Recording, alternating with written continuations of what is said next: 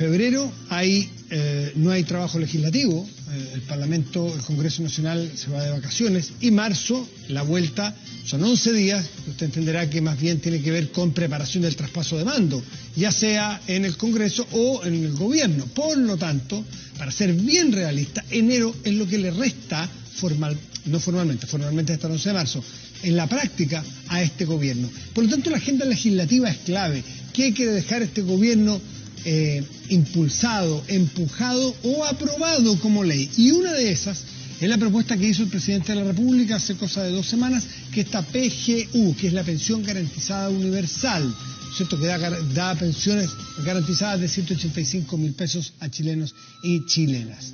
Pero el gobierno lo presenta con 2 proyectos, con el proyecto propiamente de la pensión y con el proyecto de financiamiento, proyectos que van separados, que van en vías paralelas, y esto ha despertado algunos resquemores y críticas técnicas y políticas sobre si se va a votar o no en el tiempo acotado que queda.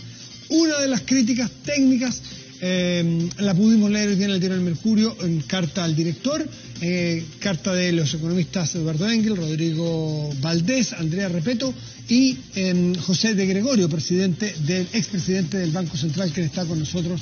José, ¿cómo estás? Buenas noches. Hola Matías, ¿cómo estás? Buenas noches. Muy bien, gracias. Pues bueno, a ver, para contextualizar, quizás no todo el mundo alcanzó a leer esa carta ni sabe de qué se trata. ¿Cuál es la crítica que ustedes le hacen a este proyecto del gobierno? Y si creen que es viable que tengamos esta pensión, esta PGU, que se empiece a pagar en febrero eventualmente. Mira, partamos de una base. La PGU es una buena idea. La PGU es una cosa que muchas veces yo la había escuchado hace muchos años a gente proponerla, pero no había financiamiento. Chile hoy día es un país más rico, podría financiarla. Por lo tanto, una buena idea. Una buena idea porque tal vez en 10 años más o en el futuro estamos pensando en toda esta discusión que hay en el mundo del ingreso básico garantizado, todas estas cosas. A mí me parece bien. Son transferencias directas, no hay filtros, es un programa bueno, está en algunas cosas que yo he visto, me parece bien hecho. Es hasta el 80%, pero no lo corta, que es como decir, si yo estoy en el 81%, y de ahí lo hace decreciente hasta el 90% de ingresos, me parece que es una buena idea.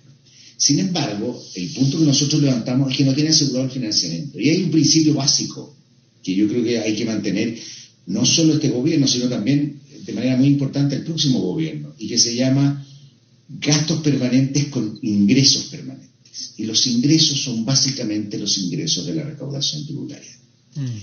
Este proyecto tiene es de aproximadamente 1 punto del PIB, y como decías tú, tiene 2 proyectos aparte. Uno es la pensión garantizada universal, que ciertamente hay mucho entusiasmo a aprobarla luego. Pero hay un proyecto de exenciones.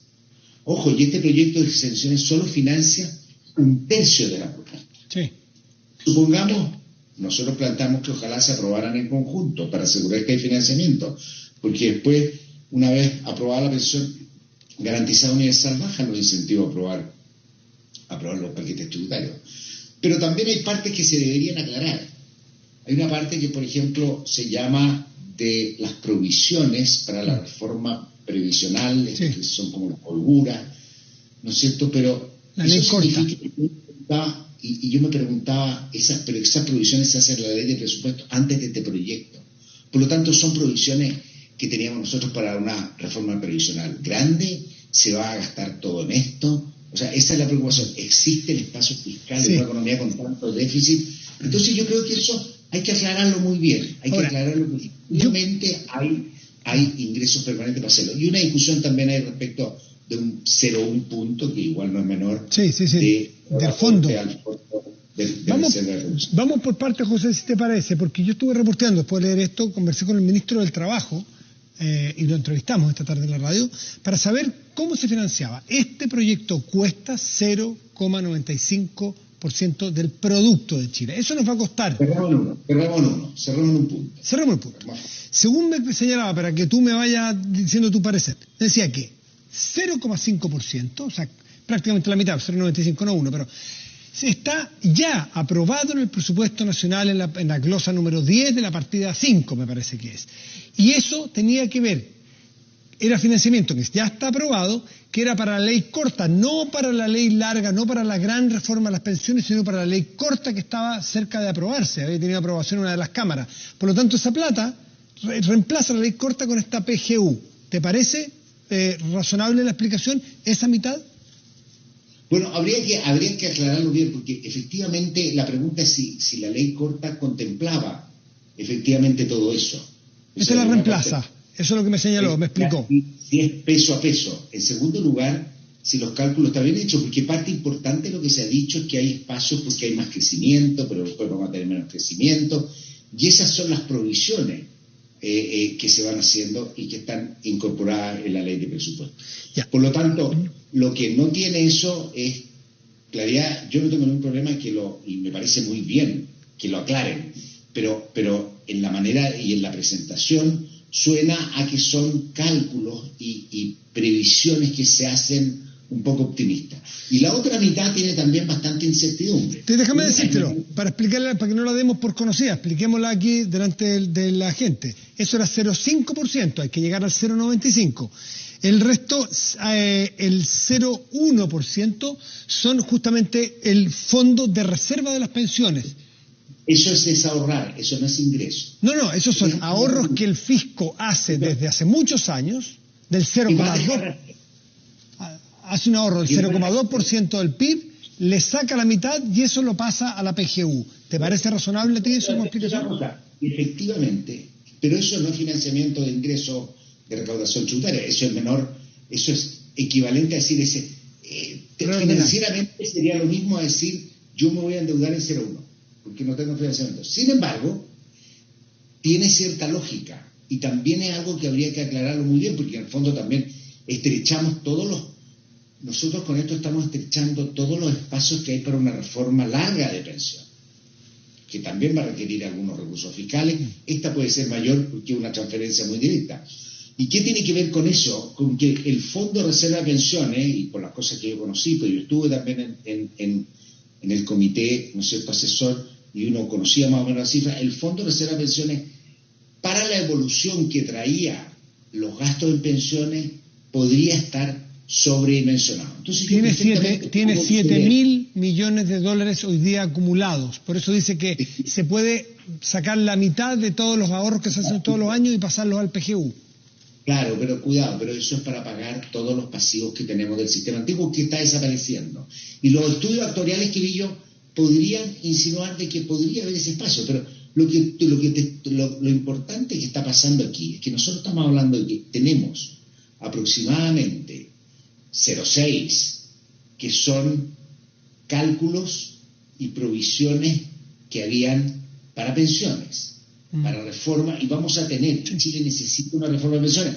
Por eso nosotros también destacamos que es lamentable, pero tampoco uno puede dejar a la gente sin pan ni pedazo por problemas de los políticos, que la reforma de pensiones, lo que se está haciendo ahora, debería ir en conjunto con el paquete financiero, con los impuestos, que son 0,3, oye, y ese 0,35, un tercio del financiamiento, son exenciones que nadie te garantiza que vaya a ser un proyecto que vaya a ser aprobado. Sí, son exenciones básicamente a la ganancia de capitales, a los servicios profesionales, al inmobiliario, mm. una discusión enorme, ¿no es cierto? Y afectación de IVA a la prestación de servicios, que también hay bastante poco entusiasmo legislativo. Entonces, podemos empezar, simplemente ese proyecto basta que se retrase para decir que se perdió el financiamiento de un tercio, y hay que revisar efectivamente que el otro tercio sea, que los otros 2 tercios sean efectivamente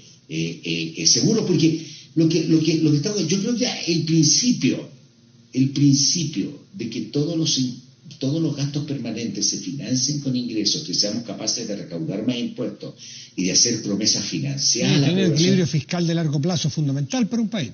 Y además la historia fiscal de todos los países pasa que cuando existen problemas fiscales, esos beneficios que se consideraban permanentes se empiezan a cortar.